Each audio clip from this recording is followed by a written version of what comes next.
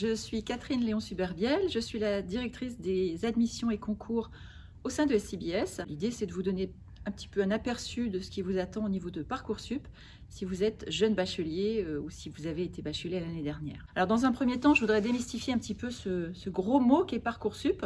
Ce n'est pas un monstre, c'est un système qui finalement est un système assez bien fait pour vous permettre de vous informer sur les formations. Donc, c'est un premier rôle de Parcoursup, c'est d'être un moteur de recherche pour vous informer sur les formations. Ensuite, c'est une plateforme sur laquelle vous allez pouvoir exprimer vos vœux, satisfaire à toutes les demandes des formations auxquelles vous pouvez postuler.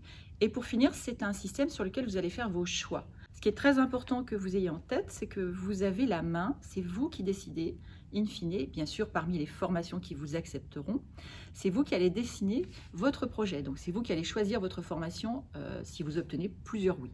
Quelles sont les formations que vous allez retrouver sur Parcoursup? Originellement, c'est un système sur lequel on retrouve toutes les formations publiques, qui étaient donc des formations d'État de type BTS, DUT, classe préparatoire, université.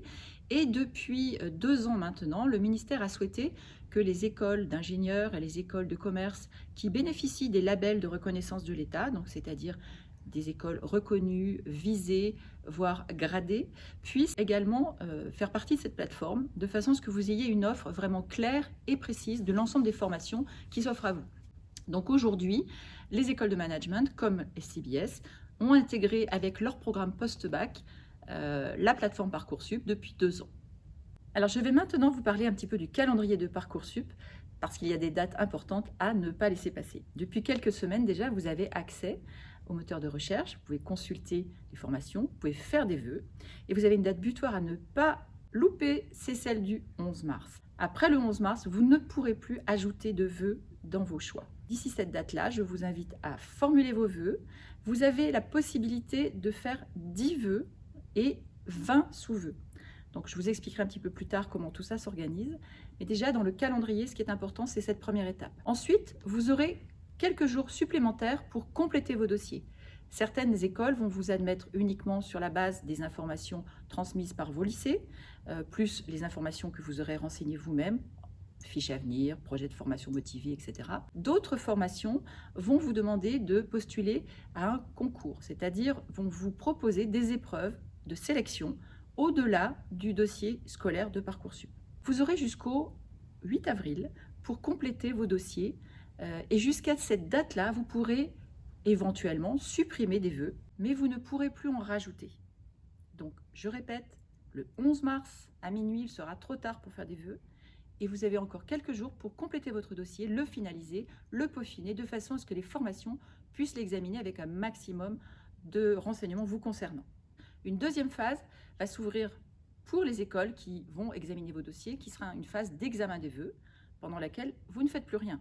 Ce sont les écoles qui travaillent, qui vont éventuellement vous solliciter pour des journées de concours et qui ensuite vont remonter vos notes, vos classements sur la plateforme Parcoursup.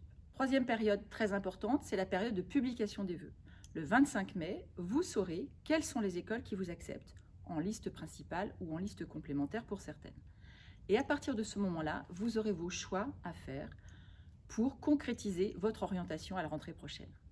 Petit complément d'information, pas de panique, si jamais vous n'obtenez pas de formation qui vous corresponde dans ce calendrier-là, il est possible d'entamer une deuxième démarche dans une phase complémentaire. Donc tout ne s'arrête pas au mois de juin, vous pouvez ouvrir de nouveaux vœux sur une phase complémentaire par rapport aux formations qui, bien sûr, ont encore de la place.